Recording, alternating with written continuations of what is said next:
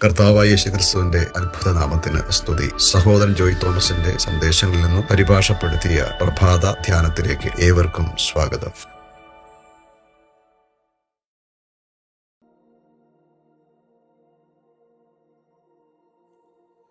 മനുഷ്യൻ്റെ കഴിവിനെയും ശക്തിയെയും ആശ്രയിച്ച് എല്ലാം ചെയ്യുന്നതിനെയാണ് ബാബിലോൺ പ്രതിനിധാനം ചെയ്യുന്നത്. അവർ നിർമ്മിച്ച ഇഷ്ടികകൾ ഉപയോഗിച്ച് ബാബിലോൺ കോട്ട പണിയുവാൻ തുടങ്ങിയതായി നാം കാണുന്നു. മനുഷ്യ ആശ്രയങ്ങളിലും പദ്ധതികളിലും അധിഷ്ഠിതമായിരുന്നു എല്ലാം തന്നെ. ആകയാൽ ബാബിലോണിൻ്റെ തത്വം മനുഷ്യൻ്റെ കഴിവ്, ജ്ഞാനം, ശക്തി എന്നിവയെ വളരെയധികം ആശ്രയിച്ചിരിക്കുന്നു എന്ന് വ്യക്തമാക്കുന്നു. ഇന്നത്തെ സഭാലോകത്ത് നമുക്ക് അത് കാണുവാൻ കഴിയും. ദൈവം തന്നെ ജനങ്ങളുടെ ജീവിതത്തിൽ ഏർപ്പെടുത്തിയിട്ടുള്ള പരിധികളെയും പരിമിതികളെയും അനേകർക്ക് ഇന്ന് മനസ്സിലാക്കുവാൻ കഴിയുന്നില്ല. അതുകൊണ്ട് എല്ലായിടത്തും മനുഷ്യർ സ്വന്തം കഴിവിൽ ദൈവത്തിൻ്റെ കാര്യങ്ങൾ ചെയ്യുവാൻ ശ്രമിക്കുന്നതും പോരാടുന്നതും നമുക്ക് ഇന്ന് സഭാലോകത്തിൽ കാണുവാൻ കഴിയും. അവരെ നയിക്കുവാൻ ആത്മാവിനെ അനുവദിക്കുന്നില്ല എന്നതാണ് വാസ്തവം. അവർ ദൈവത്തിൻ്റെ പ്രവൃത്തി തങ്ങളെ സ്വന്തം തീഷ്ണതയിൽ ചെയ്യുവാൻ പോകുന്നത് നമുക്ക് കാണുവാൻ സാധിക്കും. ജഡത്തിൽ നിന്നും ജഡീക മനുഷ്യനിൽ നിന്നും ഉളവായ യാതൊന്നും തന്നെ ദൈവം പണിയുന്നതിൻ്റെ ഭാഗമായി താൻ സ്വീകരിക്കുകയില്ല. ഇന്ന് മനുഷ്യനിൽ നിന്ന് ഉത്ഭവിച്ച നിരവധി കാര്യങ്ങളുണ്ട്. ഈ സമയത്ത് മനുഷ്യൻ തൻ്റെ സ്വയപ്രയത്നത്തിൽ സ്വർഗത്തിലേക്ക് എത്തുവാൻ പരിശ്രമിക്കുന്നു എന്നും നമുക്ക് കാണുവാൻ സാധിക്കും. നമ്മുടെ ചുറ്റും അത് കാണുവാൻ കഴിയും. ഈ കാര്യങ്ങളെക്കുറിച്ച് സംസാരിക്കുവാൻ തുടങ്ങുമ്പോൾ കോപിഷ്ഠരാകുന്നവർ അനേകർ ഉണ്ട്. പ്രിയരെ, സത്യത്തെ സ്വീകരിക്കുവാൻ തുറന്ന ഹൃദയം അനിവാര്യമാണ്.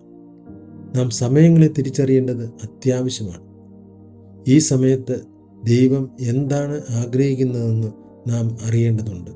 അതുകൊണ്ട് നാം കർത്താവിൻ്റെ വഴി വ്യക്തമായി മനസ്സിലാക്കണം. കർത്താവിൻ്റെ വഴിയിൽ മുൻപോട്ട് പോകണം. ദൈവം ബാബിലോണിൻ്റെ തത്വങ്ങളെ വെറുക്കുന്നു. എന്തുകൊണ്ടാണ് താൻ അതിനെ ഇത്രയധികം വെറുക്കുന്നത്? കാരണം അതിന് ഉത്ഭവം മനുഷ്യനിൽ നിന്നാണ്. അത് കർത്താവിൽ നിന്നുണ്ടായതോ താൻ ആരംഭിച്ചതോ അല്ല. അത് മനുഷ്യൻ്റെ ശക്തിയാൽ ഉളവായതും മനുഷ്യൻ്റെ സംരംഭവുമാണ്. തീർച്ചയായും അവർ ചെയ്യുന്ന കാര്യം ദൈവത്തിനായും ദൈവനാമത്തിലുമാണെങ്കിലും ദൈവം അത് വെറുക്കുന്നു. അത് സ്വർഗത്തിലേക്ക് എത്തുവാൻ ആണ് അവർ ഉണ്ടാക്കുന്നതെങ്കിലും ദൈവം അതിനെ അംഗീകരിക്കുകയില്ല. ഇതിന് നിരവധി ഉദാഹരണങ്ങൾ നമുക്ക് ദൈവവചനത്തിൽ കാണുവാൻ കഴിയും. ആകയാൽ ഈ സമയത്ത് നാം ഇതിനെക്കുറിച്ച് വളരെ ശ്രദ്ധയുള്ളവർ ആയിരിക്കണം. പുതിയ യെരൂശലേമിന് ഉയർന്ന മതിലുകൾ ഉണ്ടായിരുന്നു. അത് സഭയുടെ വേർപാടിനെ കുറിക്കുന്നതാണ്. പലർക്കും അവരുടെ ജീവിതത്തിൽ ഇതിനെക്കുറിച്ച് വ്യക്തതയില്ല. അനേകർ എപ്പോഴും അതിരുകൾക്ക് സമീപം ജീവിക്കാൻ ഇഷ്ടപ്പെടുന്നു. എന്തുകൊണ്ടാണെന്നറിയാമോ? അതിരുകൾക്ക് സമീപം താമസിക്കുന്നവർക്ക് അനായാസം ആരും കാണാതെ ഇരുവശത്തേക്കും പോകാം. അതിനാൽ അനേക വിശ്വാസികൾ അതിർത്തിയിൽ പാർക്കുന്നവരാണ്. എന്തുകൊണ്ടെന്നാൽ അവർക്ക് അനായാസം ഇരുവശത്തേക്കും കടക്കുവാൻ കഴിയും. രണ്ട് ലോകങ്ങളിലെയും മികച്ചത് നേടുവാൻ അവർക്ക് സാധിക്കും. എന്നാൽ യെരൂശലേമിൻ്റെ മതിലുകൾ വളരെ ഉയരമുള്ളതാണ്. അത് നാം വളരെ വ്യക്തമായി കാണേണ്ട ഒന്നാണ്. ബാബിലോണിനെ കാണുമ്പോൾ അവൾ മനുഷ്യൻ്റെ കഴിവിനെയും ശക്തിയെയും വളരെയധികം ആശ്രയിച്ചിരിക്കുന്നു എന്ന് നമുക്ക് മനസ്സിലാക്കുവാൻ സാധിക്കും. ബാബിലോണിനെ നോക്കുവാൻ അതിന് ഉയർന്ന മതിലുള്ളതായി കാണുന്നില്ല. അവൾ എല്ലാവരുമായും ഇടകലരുന്നത് നാം കാണുന്നു. ഭൂമിയിലെ രാജാക്കന്മാർ, രാജ്യങ്ങൾ, ജനങ്ങൾ എന്നിങ്ങനെ അവൾ മുഴുവൻ ലോകത്തോടും വലിയ സൗഹൃദത്തിലായിരുന്നുവെന്ന് നമുക്ക് തിരുവചനത്തിൽ കാണുവാൻ സാധിക്കും. പ്രിയരെ, ദൈവത്തിൻ്റെ ആത്മാവിനാൽ നാം ഇത് മനസ്സിലാക്കേണ്ടതുണ്ട്. അതിനാൽ ബാബിലോണിൻ്റെ തത്വം മനുഷ്യനാൽ ആരംഭിച്ച ഒന്നാണെന്ന് നമുക്ക് കാണുവാൻ കഴിയും. അവർ ദൈവത്തിനായി പണിയുന്നു എങ്കിലും അത് ദൈവത്താൽ ആരംഭിച്ചതല്ല, ദൈവാത്മാവിൻ്റെ ശക്തിയാലും സഹായത്തിലുമല്ല, മറിച്ച് അത് മനുഷ്യൻ തൻ ബുദ്ധിയാലും ശക്തിയാലും നിർമ്മിച്ച ഒന്നാണ്. അതുകൊണ്ടാണ് ദൈവം ബാബിലോണിനെ വെറുക്കുന്നത്. അതാണ് ബാബിലോണിൻ്റെ ആത്മാവും തത്വവും. ഇന്ന് പ്രതിഭയും കഴിവുമുള്ളവരെ നമുക്ക് ബാബിലോണിൽ കാണുവാൻ സാധിക്കും. അത്തരത്തിലുള്ളവർ ബൈബിൾ സ്കൂളിൽ പോയി ദൈവശാസ്ത്രം പഠിച്ച്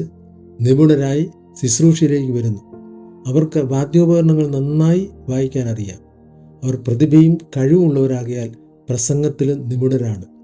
തങ്ങളെ ദൈവത്താൽ ഉപയോഗിക്കാൻ കഴിയും എന്ന് അവർ കരുതുന്നു. അവർ മനുഷ്യർക്ക് മുമ്പിൽ മഹാന്മാരാണ്. എങ്കിലും പ്രിയരെ, ദൈവത്താൽ അത് അംഗീകരിക്കപ്പെടില്ല എന്ന് നമുക്ക് ഉറപ്പിക്കാം. അത് ദൈവത്തിന് വേണ്ടി മനുഷ്യർ നിർമ്മിച്ച ഇഷ്ടികകളിലൊന്നാണത്. ദൈവത്തിൻ്റെ ഭവനം ഇഷ്ടികൾ കൊണ്ട് നിർമ്മിക്കുവാൻ കഴിയില്ല. അതിന് ജീവനുള്ള കല്ലുകളാണ് ആവശ്യം. പ്രിയരെ, നാം ഇത് മനസ്സിലാക്കണം. ബാബിലോൺ ഇഷ്ടികകൾ കൊണ്ട് നിർമ്മിച്ചതാണ് എന്ന് നാം ഓർക്കണം. അവർ തമ്മിൽ വരുവീൻ, നാം ഇഷ്ടിക അറുത്ത് ചുടുക എന്ന് പറഞ്ഞു. അങ്ങനെ അവർ ഇഷ്ടിക കല്ലായും പശമണ്ണ് കുമ്മായമായും ഉപയോഗിച്ചു. ഇങ്ങനെയാണ് അവർ ബാബേലിനെ നിർമ്മിച്ചത്. നല്ല ആശയങ്ങൾ ഉള്ളവർ, ബുദ്ധിമാന്മാർ അനേകരിന്നുണ്ട്. അവർ മനുഷ്യ സഹായത്തോടും അറിവോടും ഇന്ന് ക്രിസ്തീയ വേലക്കാരായി തീരുന്നത് നമുക്ക് കാണുവാൻ സാധിക്കും. പ്രിയരെ, അത് വെറും മനുഷ്യ നിർമ്മിത ഇഷ്ടികയാണെന്ന് ഓർക്കണം. ദൈവത്താൽ ആരംഭിച്ചല്ലാത്ത ഒന്നും ദൈവം അംഗീകരിക്കുകയില്ല.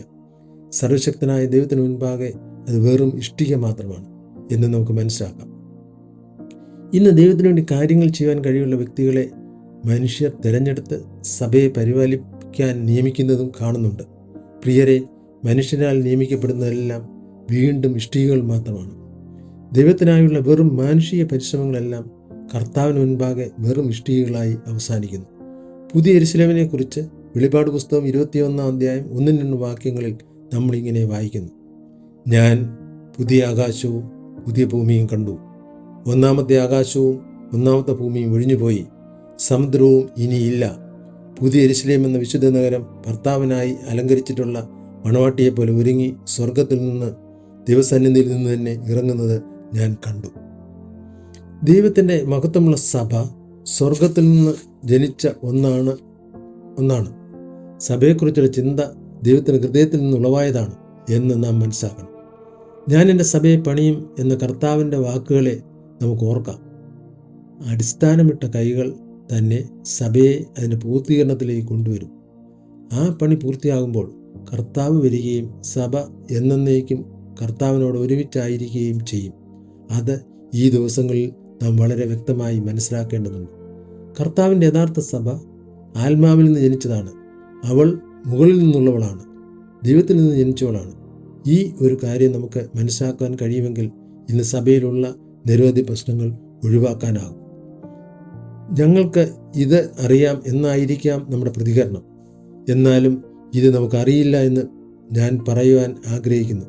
ഇതിനെക്കുറിച്ച് നാം കേട്ടിട്ടുണ്ടായിരിക്കാം, ബുദ്ധിപരമായി അറിഞ്ഞിരിക്കാം. എന്നാലും അത് ഇതുവരെ നമ്മുടെ ആത്മാവിൽ ഗ്രഹിച്ചിട്ടില്ലായിരിക്കാം. സഭ സ്വർഗത്തിൽ നിന്നാണ് ജനിച്ചതെന്ന് നാം മനസ്സിലാക്കിയിട്ടുണ്ടെങ്കിൽ ശരീരമായ സഭയിൽ ആശയക്കുഴപ്പം ഉണ്ടാകുകയില്ല, ശരീരത്തിൽ ഭിന്നതകൾ ഉണ്ടാകുകയില്ല, മത്സരങ്ങൾ ഉണ്ടാകില്ല. ദൈവം തൻ്റെ ഭവനത്തിൽ സ്ഥാപിച്ചിരിക്കുന്നത് എല്ലാം ദൈവത്താൽ ഉള്ളതാണെന്നും അത് കർത്താവിൽ നിന്നുള്ളതാണെന്നും നാം മനസ്സിലാക്കും. അവ ദൈവത്തിൻ്റെ ശുശ്രൂഷകളായാലും താൻ സംസാരിക്കുന്ന വചനമായാലും അതിനോട് നമ്മുടെ ഹൃദയങ്ങളിൽ നമുക്ക് ബഹുമാനവും സ്വീകാര്യതയും ഉണ്ടായിരിക്കും. പ്രിയരെ, ഈ കാര്യങ്ങൾ നമ്മുടെ ഹൃദയങ്ങളിൽ നാം അറിയേണ്ടതുണ്ട്. സഭയിൽ മനുഷ്യൻ്റെ കാര്യങ്ങൾക്ക് യാതൊരു സ്ഥാനവുമില്ല എന്ന് നാം തിരിച്ചറിയണം. ദൈവം അവയെ നീക്കം ചെയ്യും. മനുഷ്യൻ സംഭാവന ചെയ്യുന്നതെല്ലാം, മനുഷ്യൻ പണിയുന്നതെല്ലാം അത് ബാബിലോണായി അവസാനിക്കും. ഭൂമിയിലെ കാര്യങ്ങൾക്ക് ഒരിക്കലും സ്വർഗത്തിലെത്തുവാൻ കഴിയില്ല. പ്രിയരെ, നൂറ്റാണ്ടുകൾക്ക് ശേഷവും മനുഷ്യൻ അതിനെ മനസ്സിലാക്കിയിട്ടില്ല. മനുഷ്യനായിരിക്കുന്ന അവസ്ഥയിൽ അവൻ ചെയ്യുന്നതെല്ലാം ഒരിക്കലും ദൈവത്തെങ്കിലേക്ക് എത്തുവാൻ സാധ്യമല്ലെന്ന് അവന് മനസ്സിലാക്കുവാൻ കഴിയുന്നില്ല. അവർ ഒരു ഉയർന്ന ഗോപുരം പണിയുവാൻ തുടങ്ങിയതായി നാം കണ്ടുവല്ലോ. എന്നിട്ടും അതിന് സ്വർഗത്തിലെത്തുവാൻ കഴിഞ്ഞില്ല. അതിൻ്റെ അർത്ഥം എന്താണ്? എൻ്റെ ആത്മാവിൽ ഞാൻ അതിനെ ഇതുപോലെ കാണുന്നു. മനുഷ്യൻ ചെയ്യുന്ന എല്ലാറ്റിനും വളരെ മുകളിലാണ് കർത്താവ്. അവൻ്റെ സിംഹാസനം മറ്റെല്ലാ സിംഹാസനത്തെക്കാളും വളരെ ഉയർന്നതാണ്. ദൈവവുമായി ബന്ധപ്പെട്ടതെല്ലാം മനുഷ്യന് യഥാർത്ഥത്തിൽ എത്താൻ കഴിയാത്ത ഉയരത്തിലുള്ളതാണ്. മനുഷ്യന് പണിയാൻ കഴിയും, അധ്വാനിപ്പാൻ കഴിയും, തൻ്റെ എല്ലാ പരിശ്രമവും പണവും ചെലവഴിക്കാനും കഴിയും. എന്നാൽ കർത്താവിൻ്റെ കാര്യങ്ങൾ ഇവയ്ക്കെല്ലാം ഉപരി ആണ്. താൻ മനുഷ്യന് ഒരിക്കലും എത്താൻ കഴിയാത്ത ഉന്നതങ്ങളിൽ വസിക്കുന്ന ദൈവമാണ്. അതുകൊണ്ട് ദൈവിക കാര്യങ്ങളിൽ നാം കർത്താവിനെ ആശ്രയിക്കേണ്ടത് അനിവാര്യമാണ്. ദൈവഭവനത്തിൽ എത്ര ഒരുക്കത്തോടെയാണ് ദൈവത്തെ ആരാധിക്കുവാൻ വരുന്നതെന്ന് നമുക്കൊന്ന് പരിശോധിക്കാം. നമുക്ക് ആത്മാർത്ഥതയോടെ നമ്മെ തന്നെ ഒരു ഹിതപരിശോധന നടത്താം.